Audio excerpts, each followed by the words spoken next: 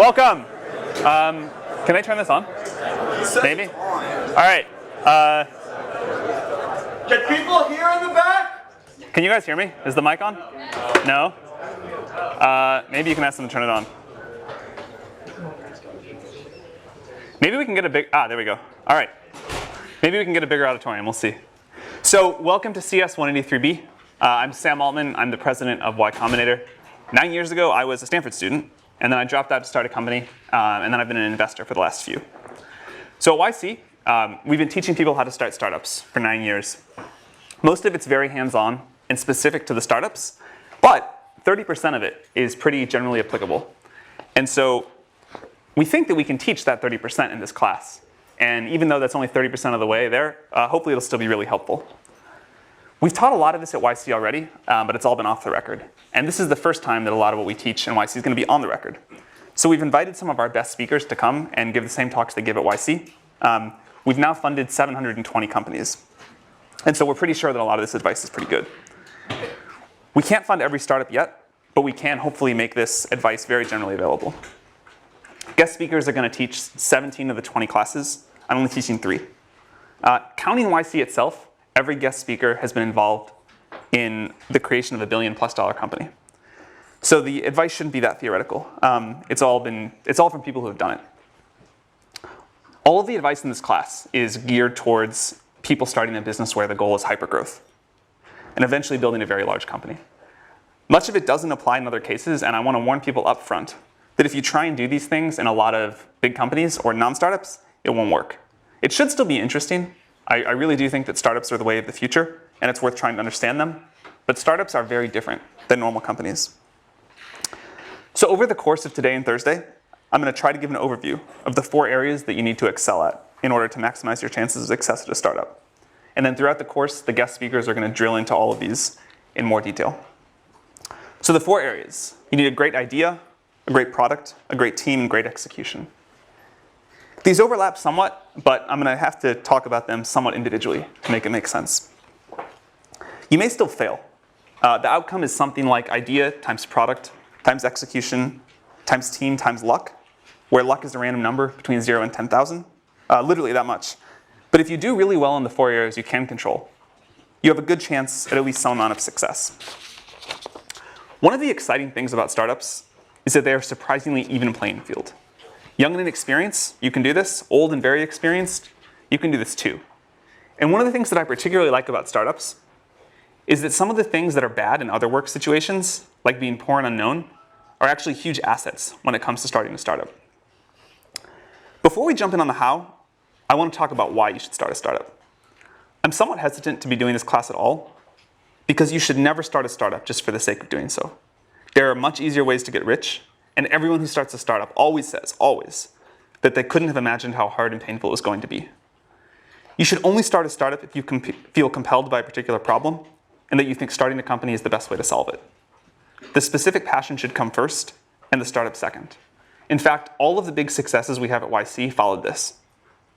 So for the second half of today's lecture, Dustin Moskovitz, the co-founder of Facebook and Asana, is going to take over and talk about why to start a startup. We were so surprised by the amount of attention that this class got that we wanted to make sure we spend a lot of time on the why. Okay, so the first of the 4 areas, a great idea. It's become popular in recent years to say that the idea doesn't matter. In fact, it's almost uncool to spend a lot of time thinking about the idea for a startup. You're just supposed to start, throw stuff at the wall, see what sticks, and not even spend any time thinking about if it'll be valuable if it works. And pivots are supposed to be great. The more pivots, the better. So this isn't totally wrong. Things do evolve in ways that are difficult to predict. And there's a limit to how much you can figure out without actually getting a product in the hands of users. And great execution is at least 10 times more important and 100 times harder than a good idea. But the pendulum has swung way out of whack here. A bad idea is still bad, and the pivot-happy world that we're in today feels really suboptimal. Great execution towards a terrible idea will get you nowhere. There are exceptions, of course, but most great companies start with a great idea, not a pivot. If you look at successful pivots, they almost always are a pivot into something the founders themselves wanted, not a random made-up idea. Airbnb happened because Brian Chesky couldn't pay his rent, but he did have some extra space. In general, though, if you look at the track record of pivots, they don't become big companies. I myself used to believe ideas didn't matter that much, but I'm very sure that's wrong now. The definition of the idea as we talk about it is very broad. It includes the size and the growth of the market, the growth strategy for the company, the defensibility strategy, and so on. When you're evaluating an idea, you need to think through all these things, not just the product. If it works out, you're going to be working on this for 10 years. So it's worth some real upfront time to think through the long-term value and the defensibility of the business. Even though plans themselves are worthless, the exercise of planning is really valuable and totally missing in most startups today. Long-term thinking is so rare anywhere, but especially in startups, that it's a huge advantage if you do it. Remember that the idea will expand and become more ambitious as you go. You certainly don't need to have everything figured out in a path from here to world domination, but you really want a nice kernel to start with. You want something that can develop in interesting ways. As you're thinking through ideas, another thing that we see young founders get wrong all the time is that someday you need to build a business that's difficult to replicate. This is an important part of a good idea. I want to make this point again because it's so important. The idea should come first and the startup should come second. Wait to start a startup until you come up with an idea you feel compelled to explore. This is also the way to choose between multiple ideas. If you have several ideas that all seem pretty good, work on the one that you think about most often when you're not trying to think about work. But we hear again and again from founders that they wish they had waited to start a startup until they came up with an idea that they really loved. Another way of looking at this is that the best companies are almost always mission-oriented. It's difficult to get large groups of people to the extreme levels of focus and productivity that you need for a startup to be successful, unless the company feels like an important mission. And it's usually really hard to get that without a great founding idea. A related advantage of mission-oriented ideas is that you yourself will be dedicated to them. It takes years and years, usually a decade, to create a great startup. If you don't love and believe in what you're building, you're likely to give up at some point along the way. There's no way I know of to get through the pain of a startup without belief that the mission really matters. A lot of founders, especially students, believe that their startup's only going to take 2 or 3 years, and then after that they'll work on what they're really passionate about. That almost never works. Good startups usually take 10 years. A third advantage of mission-oriented companies is that people outside the company are more willing to help you. You'll get more support on a hard, important project than a derivative one. When it comes to starting startups, in many ways it's easier to start a hard startup than an easy startup. This is one of those counterintuitive things that takes people a long time to understand. It's difficult to overstate how important being mission-driven is, so I want to emphasize it one last time. Derivative companies, companies that copy an existing idea with very few new insights, don't excite people, and they don't compel the teams to work hard enough to be successful. Paul Graham is going to talk about how to get startup ideas next week. It's something that a lot of founders struggle with, but it's something I believe you can get better at with practice, and it's definitely worth trying to get better at. The hardest part about coming up with great ideas is that the best ideas often look terrible at the beginning. The 13th search engine, and without all the features of a web portal, most people thought that was pointless. Search was done, and anyway, it didn't matter that much. Portals were where the value was at. The 10th social network, and limited only to college students with no money, also terrible. MySpace had won, and who wants college students as customers? Or a way to stay on strangers' couches. That just sounds terrible all around. These all sounded really bad, but they turned out to be good. If they had sounded really good, there would have been too many people working on them. As Peter Thiel is going to discuss in the 5th class, you want an idea that turns into a monopoly. But you can't get a monopoly in a big market right away. Too much competition for that. You have to find a small market in which you can get a monopoly and then quickly expand. This is why some great startup ideas look really bad at the beginning. It's good if you can say something like, today, only this small subset of users are going to use my product, but I'm going to get all of them. And in the future, almost everyone will use my product. Here's the theme that's going to come up a lot. You need conviction in your own beliefs and a willingness to ignore others' naysaying. The hard part is that this is a very fine line. There's right on one side of it and crazy on the other. But keep in mind that if you do come up with a great idea, most people are going to think it's bad. You should be happy about that. It means they won't compete with you. This is also a reason why it's not usually dangerous to tell people about your idea. The truly good ideas don't sound like they're worth stealing. You want an idea about which you can say, I know it sounds like a bad idea, but here's specifically why it's actually a great one. You want to sound crazy, but you want to actually be right. and you want an idea that not many other people are working on. And it's okay if it doesn't sound big at first. Common mistake among founders, especially first-time founders, is they think that the first version of their product, the first version of their idea, needs to sound really big. But it doesn't. It needs to take over a small specific market and expand from there. That's how most great companies have started. Unpopular but right is what you're going for. You want something that sounds like a bad idea, but is a good idea. You also really want to take the time to think about how the market's going to evolve. You need a market that's going to be big in 10 years. Most investors are obsessed with the market size today, and they don't think at all about how the market's going to evolve. In fact, I think this is one of the biggest systemic mistakes that investors make. They think about the growth of the startup itself. They don't think about the growth of the market. I care much more about the growth rate of the market than its current size. And I also care if there's any reason that it's going to top out. You should think about this. I'd prefer to invest in a company that's going after a small but rapidly growing market than a big but slow growing one. One of the big advantages of these sorts of markets, these small but rapidly growing markets, is that customers are usually pretty desperate for a solution. And they'll put up with an imperfect but rapidly improving product. And a big advantage of being a student, one of the two biggest advantages, is that you probably have better intuition about which markets are likely to start growing rapidly than older people do. Another thing that students usually don't understand, or at least takes a while, you cannot create a market that doesn't want to exist. You can basically change everything in a startup but the market. So you should actually do some thinking to be sure, or at least as sure as you can be, that the market you're going after is going to grow and be there. There are a lot of different ways to talk about the right kind of market. For example, surfing someone else's wave or stepping into an up elevator or being part of a movement. But all of this is just a way of saying you want a market that's going to grow really quickly. It may seem small today, it may be small today, but you know, and other people don't, that it's going to grow really fast. So think about where this is happening in the world. You need this sort of a tailwind to make a startup successful. The exciting thing is there are probably more of these tailwinds now than ever before. As Mark Andreessen says, software is eating the world. It's just everywhere. There are like so many great ideas out there. And you just have to pick one and find one that you really care about. Another version of this that gets down to the same idea is Sequoia's famous question, why now? Why is this the perfect time for this particular idea and to start this particular company? Why couldn't it have been done 2 years ago? And why will 2 years in the future be too late?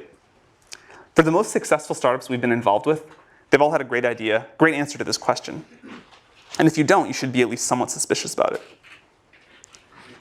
In general, it's best if you're building something that you yourself need. You'll understand it much better than if you have to understand it by talking to a customer to build the very first version. If you don't need it yourself, and you're building something that someone else needs, realize that you're at a big disadvantage and get very, very close to your customers. Try to work in their office if you can, and if not, talk to them multiple times a day. Another somewhat counterintuitive thing about good startup ideas is that they're almost always very easy to explain and very easy to understand. If it takes more than a sentence to explain what you're doing, it's almost always a sign that it's too complicated. It should be a clearly articulated vision with a small number of words. And the best ideas are usually either very different from existing companies in one important way, like Google being a search engine that worked just really well and none of the other stuff of the portals, or totally new like SpaceX. Any company that's a clone of something else that already exists with some small or made up differentiator, like we're going to be X beautiful design, or we're going to be Y for people that like red wine instead, that usually fails. So as I mentioned, one of the great things about being a student is that you have a very good perspective on new technology. And learning to get good at having new ideas takes a while. So start working on that right now. That's one thing we hear from people all the time, that they wish they had done more of when they were a student. The other is meeting potential co-founders. You have no idea how good of an environment you're in right now for meeting people that you can start a company with down the road. And the one thing that we always tell college students is more important than starting any particular startup is getting to know a lot of potential co-founders. So I want to finish this section of my talk with a quote from 50 Cent. This is from when he was asked about vitamin water. I won't read it, it's up there. But it's about the importance of thinking about what customers want and thinking about the demands of the market. Most people don't do this. Most students especially don't do this. If you can just do this one thing, if you can just learn to think about the market first, you will have a big leg up on most people starting startups. And this is probably the thing that we see wrong with Y Combinator apps most frequently is that people have not thought about the market first and what people want first. So for the next section, I'm going to talk about building a great product. And here again, I'm going to use a very broad definition of product. It includes customer support and copyright explaining the product. Anything involved in your customer's interaction with what you built from them. To build a really great company, you first have to turn a great idea into a great product. This is really hard, but it's crucially important, and fortunately, it's pretty fun. Although great products are always new to the world, and it's hard to give you advice about what to build, there are enough commonalities that we can give you a lot of advice about how to build it. One of the most important tasks for a founder is to make sure that the company builds a great product. Until you've built a great product, almost nothing else matters. When really successful startup founders tell the story of their early days, it's almost always sitting in front of the computer working on their product or talking to their customers. That's pretty much all the time. They do very little else. And you should be very skeptical if your time allocation is much different. Most other problems that founders are trying to solve, raising money, getting more press, hiring, business development, etc., these are significantly easier when you have a great product.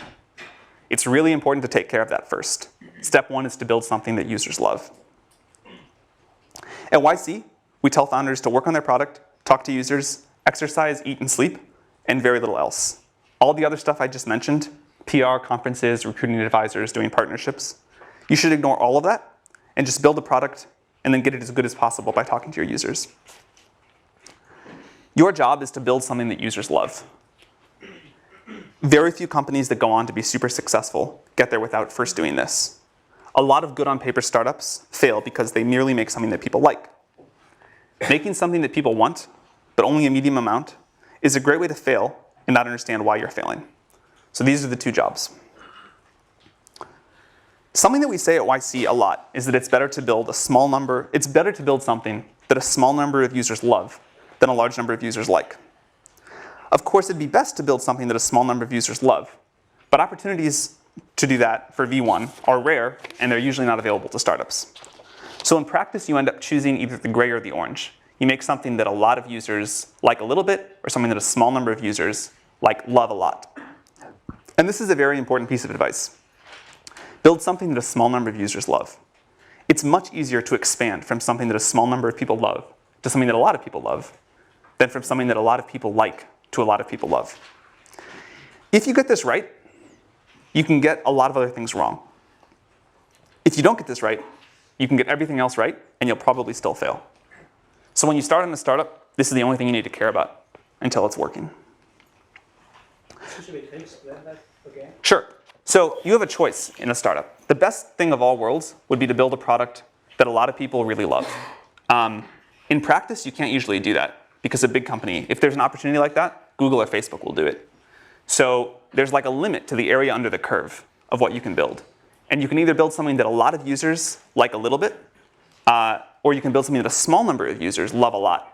And the total amount of love is the same. It's just a question of how it's distributed. And there's this law of conservation of how much happiness you can put into the world with the first product of a startup. And so startups always struggle with which of those two they should go. And they seem equal, right? Because the area under the curve is the same. But we've seen this time and again that they're not, and that it's so much easier to expand. Once you've got something that some people love, you can expand that to something that a lot of other people love. But if you only get ambivalence or sort of weak enthusiasm, and then try to expand that, you'll never get up to a lot of people loving it. So the advice is find a small group of users and make them really love what you're doing. Does that make sense? All right. One way that you know when this is working is that you'll get growth by word of mouth. If you make something people love, people will tell their friends about it. This works for consumer products and enterprise products as well. When people really love something, they tell their friends about it, and you'll see organic growth.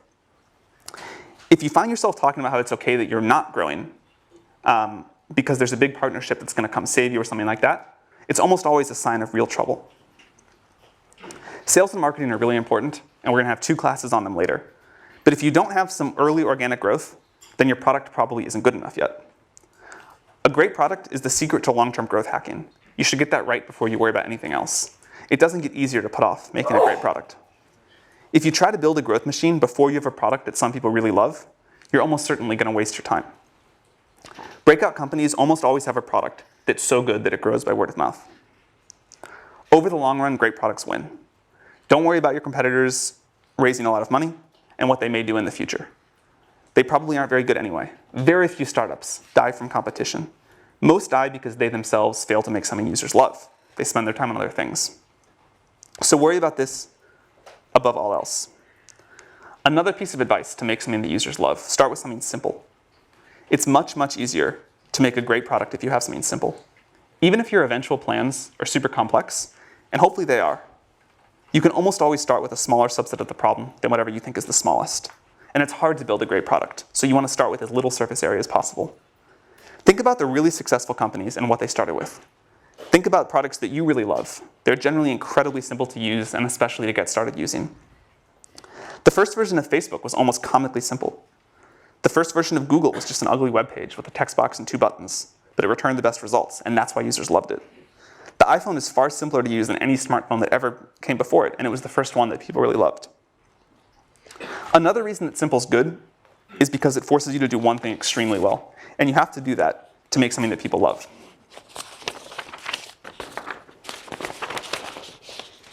The word fanatical comes up again and again when you listen to successful founders talk about how they think about their product. Founders talk about being fanatical in the way they care about the quality of the small details, fanatical in getting the copy that they use to explain the product just right, and fanatical in the way they think about customer support. In fact, one thing that correlates with success among the YC companies is the founders that hook up PagerDuty to their ticketing system, so that even if a user emails in the middle of the night when the founders are asleep, they still get a response within an hour. Companies actually do this in the early days. These founders feel physical pain when the product sucks and they want to wake up and fix it. They don't ship crap, and if they do, they fix it very, very quickly. And it definitely takes some level of fanaticism to build a great product. You need some users to help with the feedback cycle, but the way to get those users is manually. You should go recruit them by hand. Don't do things like buy Google Ads in the early days to get initial users. You don't need very many. You just need ones that will give you feedback every day and eventually love your product. So instead of trying to get them on Google AdWords, just find a few people in the world that will be good users, recruit them by hand. Ben Silverman, when everyone thought Pinterest was a joke, recruited the initial Pinterest users by chatting up strangers in coffee shops. He really did. He just walked around Palo Alto and said, will you please use my product? He also used to run around the Apple store in Palo Alto, and he would set all the browsers to the Pinterest homepage real quick before they caught him and kicked him out. So then when people walked in there, they're like, oh, what is this? This is an important example of doing things that don't scale. If you haven't read Paul Graham's essay on that topic, you definitely should. So get users manually, and remember that the goal is to get a small group of them to love you. Understand that group extremely well, get extremely close to them, listen to them, and you'll almost always find out that they're very willing to give you feedback. Even if you're building the product for yourself, listen to outside users, and they'll tell you how to make a product they'll pay for. Do whatever you need to make them love you, make them know what you're doing, because they're also going to be the advocates that help you get your next users. You want to build an engine in the company that transforms feedback from users into product decisions. Then get it back in front of the users and repeat. Ask them what they like and what they don't like, and watch them use it. Ask them what they pay for. Ask them if they'd be really bummed if your company went away. Ask them what would make them recommend the product to their friends, and ask them if they've recommended it to any yet. You should make this feedback loop as tight as possible. If your product gets 10% better every week, that compounds really, really quickly. One of the great advantages of software startups is just how short you can make the feedback loop. It can be measured in hours, and the best companies usually have the tightest feedback loops. You should try to keep this going for all of your company's life, but it's really important in the early days. The good news is that all of this is doable. It's hard, it takes a lot of effort, but there's no magic. The plan is at least straightforward, and you will eventually get to a great product. Great founders don't put anyone between themselves and their users. The founders of these companies do things like sales and customer support themselves in the early days.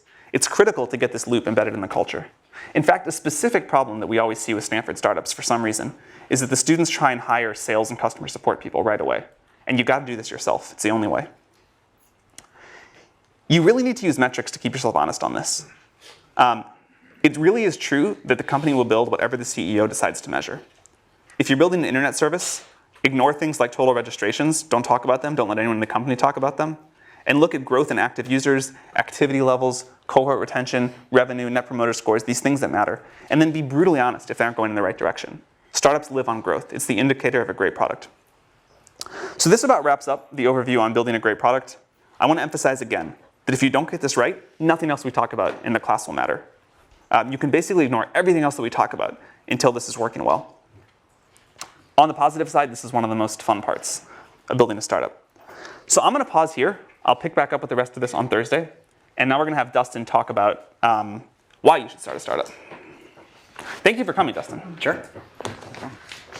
But yeah, so Sam asked me to talk about why you should start a startup. There's a bunch of reasons you might have. And there's a bunch of common reasons that people have that I hear all the time for why you might start a startup. It's important to know like what reason is yours, because some of them only make sense in certain contexts. Some of them will actually like lead you astray. You may have been misled by the way that Hollywood or the press likes to romanticize entrepreneurship. So I want to try and like illuminate some of those potential fallacies so you guys can make the decision in a clear way. And then I'll talk about the reason I like best for actually starting a startup. It's very related to a lot of what Sam just talked about. But surprisingly, I don't think it's the most common reason. Usually people have one of these other reasons, or they just want to start a company for the sake of starting a company. So the four common reasons, just to enumerate them, are it's glamorous, you'll get to be the boss, you'll have flexibility, especially over your schedule, and you'll have the chance to have bigger impact and make more money than you might by joining a later stage company.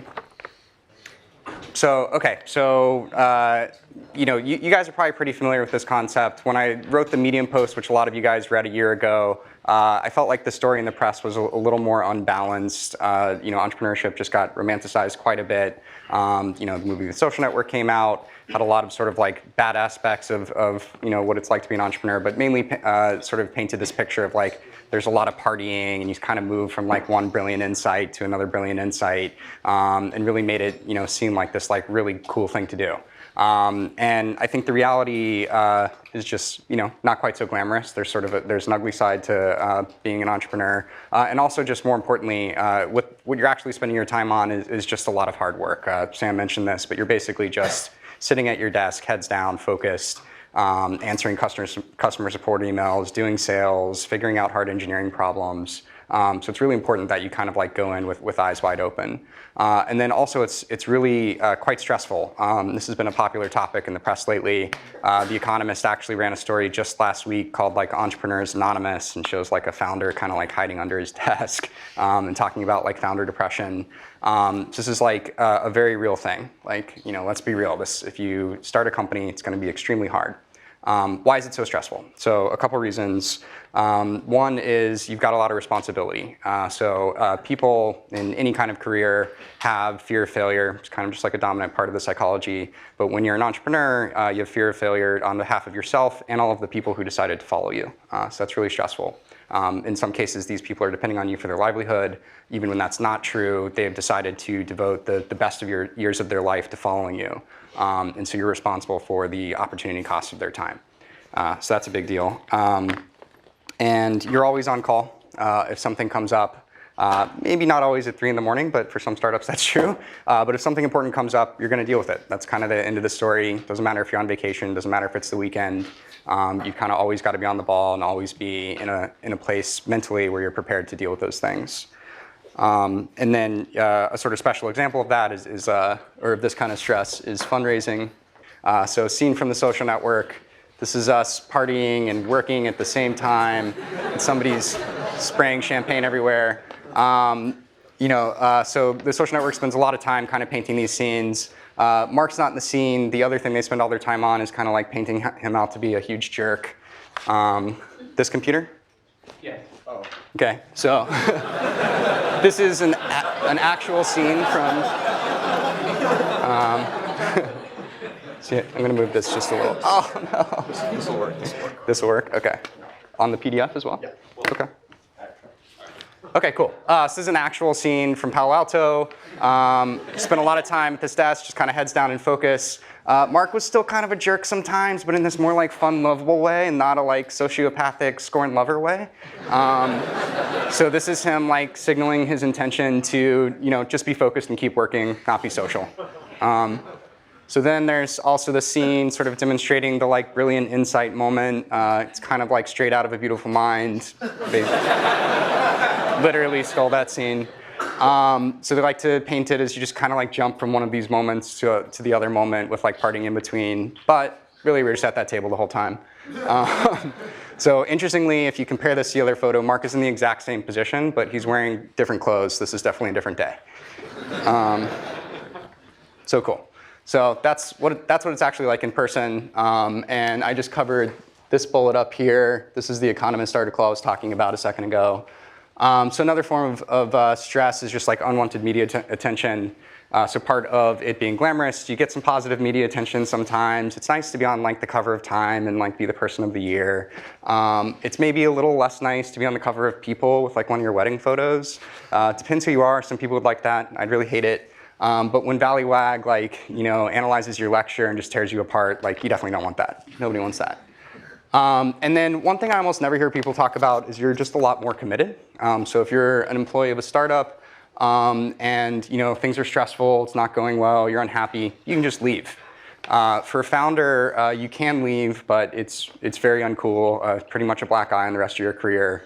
And so you really are committed. For 10 years if it's going well. Probably more like 5 years if it's not going well. So 3 years to figure out that it's not going well, and then if you find like a nice landing for your company, another 2 years at the acquiring company. And if you leave before that, again, it's not only going to harm yourself financially, it's going to harm all your employees, so you pretty much don't. So if you're lucky and you have a bad startup idea, you fail quickly, but most of the time it's not like that. All right, moving right along. And I should say, I've had a lot of this stress in my own life, especially in the early years of Facebook. I just got really unhealthy. I wasn't exercising, had a lot of anxiety. Actually, like throughout my back, like almost every 6 months, like when I was like 21, 22, which is like pretty crazy. And so if you do start a company, be aware that you're going to have to deal with this and you have to actually manage it. It's actually like one of your core responsibilities. Ben Horowitz likes to say like the #1 role of a CEO is managing your own psychology. It's absolutely true. Make sure you do it. So another reason, people, especially if they've already had a job at another company, you tend to develop this narrative of like, okay, like the people running this company are idiots. They're making all these stupid decisions. They're spending their time in these stupid ways. I'm going to start a company and I'm going to do it better. I'm going to like set all the rules. It's a pretty attractive idea. Makes a lot of sense. If you've read my Medium post, you know it's coming. I'll give you guys a second to read this quote.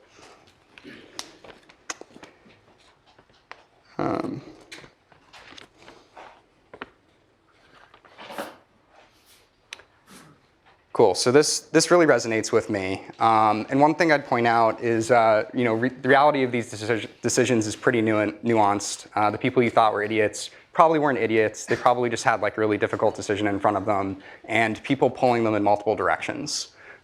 So the most common thing I have to spend my time on and focus my energy on as a CEO is like the problems that like other people are bringing to me, the other priorities that people create. And it's usually in the form of a conflict. People want to go in different directions, or like customers want different things. And like I might have my own opinion about that. But really the game I'm playing is like, who do I disappoint the least? And like just trying to like navigate all these difficult situations. And even on a day-to-day basis, I might come in on Monday and like have all these grand plans for like how I'm going to improve the company and what I'm going to spend my time on. But then if like an important employee is threatening to quit, that's what I'm spending my time on. That's my #1 priority. So a subset of you're the boss is you have flexibility. You have control over your own schedule. This is a really attractive idea. So here's the reality, another Phil Liven quote. So this really resonates with me as well. And some of the reasons for this, again, you're always on call. So maybe you don't intend to work all parts of the day, but you might not get to control which ones. You're a role model. This is super important. So if you're an employee of a company You might have some good weeks, you might have some bad weeks, some weeks when you're low energy, maybe you want to take a couple extra days off. That's really bad if you're an entrepreneur. Like your team will really signal off what you're bringing to the table. And so if you take your foot off the gas, so will they. You're always working anyway. So if you're really passionate about an idea, it's just going to like pull you to keep working on it. If you're working with great investors, if you're working with great partners, they're going to want to be working really hard. They're going to want you to be working really hard. And again, you're going to want to work really hard. So some companies like to tell the story about you can have your cake and eat it too. You can have like 4-day work weeks maybe. If you're Tim Ferriss, maybe you can have a 12-hour work week. It's a really attractive idea. And it does work in a particular instance, which is if you want to like actually have a small business or go after a niche market, then you're a small business entrepreneur. That makes total sense. But as soon as you get past like 2 or 3 people, you really need to step it up and be full-time committed. Cool. So this is the big one. So this is the one I hear the most, especially like candidates applying to Asana. They tell me, you know, I'd really like to work for a much smaller company or start my own because then I have a much bigger slice of the pie. I'll have much more impact on how that company does, and I'll have more equity, so I'll make more money as well. So let's examine when this might be true. So I'll explain these tables. They're a little complex, but let's focus on the left first. So this is just explaining Dropbox and Facebook. These are their current valuations. And this is how much money you might make as employee number 100 coming into these companies, especially if you're like a relatively experienced engineer, like you have like 5 years of industry experience. You're pretty likely to have an offer that's around 10 basis points. So if you joined Dropbox a couple years ago, the upside you'd have already locked in is about 10 million. There's plenty more growth from there if you believe in the company. If you joined Facebook a couple years into its existence, you made $200 million. This is a huge number. And if you, even if you joined Facebook as employee number 1,000, so you joined it in like 2009, you still made $20 million. That's a giant number. And that's how you should be benchmarking when you're thinking about what might I make as an entrepreneur. So moving over to the table on the right, these are 2 theoretical companies you might start. So Uber for pet sitting, pretty good idea. If you're really well suited to this, you might have a really good shot at building a $100 million company. And then your share of that company is pretty likely to be about 10%. This certainly fluctuates. Some founders have a lot more than this, some have a lot less. But after multiple rounds of dilution, multiple rounds of option pool creation, you're pretty likely to end up about here. If you have more than this, I'd recommend Sam's post on like the equity split between founders and employees. You probably should be giving out more. So basically, if you're extremely confident about building this $100 million business, which is a big ask, it should go without saying that you should have a lot more confidence in Facebook in 2009 or Dropbox in 2014 than you might for a startup that doesn't even exist yet. Then this is worth doing. So if you have a $100 million idea and you're pretty confident you can execute it, I would consider that. If you think you're the right entrepreneur to build Uber for space travel, that's a really huge idea, $2 billion idea. You're actually going to have a pretty good return for that. You should definitely do that. This is also only the value after 4 years, and this idea probably has legs. So definitely go after that. If you're thinking of building that, you probably shouldn't even be in this class right now. You should just go and build that company. So why is this financial reward and impact? I really think that financial reward is very strongly correlated with the impact you have on the world. If you don't believe that, let's talk through some specific examples and not think about the equity at all. So why might joining a late-stage company actually provide you a lot of impact? You get this force multiplier. They have an existing massive user base. If it's Facebook, it's 1 billion users, or if it's Google, it's 1 billion users. They have existing infrastructure you get to build on. That's also increasingly true for new startups, thanks to like AWS and all these like awesome independent service providers. But you usually get some like proprietary technology and it's all maintained for you. It's a pretty great place to start. And you get to work with a team and they'll help you just leverage your idea into something great. So a couple specific examples. Brett Taylor came into Google as around employee number 1,500, and he invented Google Maps. This is a product you guys probably use every day. I used it to get here, and it's used by hundreds of millions of people all around the world. Didn't need to start a company to do that. did happen to get a big financial reward, but the point is you had massive impact. My co-founder, Justin Rosenstein, joined Google a little later after Brett. He was a PM there, and just as a side project, he ended up prototyping Chat, which used to be a standalone app, as integrated into Gmail, like you see it in the upper right there. And before he did that, like people didn't even think you could do chat over Ajax or chat in the browser at all. And he just kind of like demonstrated it and showed it to his team, and then they made it happen. And again, this is probably a product most of you use maybe every day. And then perhaps even more impressively, shortly after that, JR left. He became employee round number 250 at Facebook, and he led a hackathon project along with people like Andrew Bosworth and Leah Pearlman to create the like button. So this is one of the most popular elements anywhere on the web, totally changes how people use it. And again, didn't need to start a company to do it, and almost certainly would have failed if he had tried, because he really needed the distribution of Facebook to make it work. So important to keep in mind the context for what kind of company you're trying to start, and like where will you actually be able to make it happen. So what's the best reason? So Sam already talked about this a little bit, but basically you can't not do it. You're super passionate about this idea. You're the right person to do it. You've got to make it happen. So how does this break down? So we're getting close to the end here. Am I doing that time? Cool. Sweet, perfect. This is sort of like a wordplay. You can't not do it in two ways. One is you're so passionate about it that you have to do it. You're going to do it anyway. And this is really important because you'll need that passion to get through all of those like hard parts of being an entrepreneur that we talked about earlier. You'll also need it to effectively recruit. Candidates can smell when you don't have passion, and there are enough entrepreneurs out there who do have passion that they may as well work for one of those. So this is sort of like table stakes for being an entrepreneur. Your subconscious can also tell when you don't have passion, and that'll be a huge problem. And then, so the other way to interpret this is the world needs you to do it. So this is sort of validation that the idea is important. It's going to make the world better, so the world needs it. If it's not something the world needs, go do something the world needs. Your time's really valuable. There are plenty of good ideas out there. Maybe it's not one of your own, maybe it's an existing company, but you may as well work on something that's going to be good. And then the second way to interpret this is the world needs you to do it. You're actually well suited to this problem in some way. If this isn't true, it may be a sign that your time is better spent somewhere else. But also just best case scenario, if this isn't true, you outcompete the team for which it is true. And you just end up with like a suboptimal outcome for the world. That doesn't feel very good. So drawing this back to my own experience, at Asana, Justin and I were kind of like reluctant entrepreneurs before we founded Asana. So we were working at Facebook. We were already working on a great problem.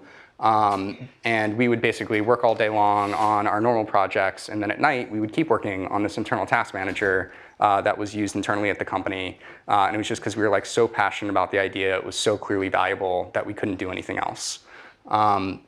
And at some point, we had to have the hard conversation of like, okay, well, what does it mean if we don't actually start this company? We were able to see the impact it was having on Facebook. We were pretty convinced it could be really valuable for the world. We were also pretty convinced nobody else was going to build it. The problem had been around a long time, and we just kept seeing sort of incremental solutions to it. So if we didn't go out with the one that we thought was best, we thought there'd be a lot of value left on the table. And yeah, so we just couldn't stop working on it. And literally the idea was like beating itself out of our chest, like forcing itself into the world. And I think that's the feeling you should really be looking for when you start a company. That's how you know you have the right idea. So I'll go ahead and stop there. I'll put some recommended books up here, but won't narrate them. And maybe that's the end of the class. Yeah, thank you.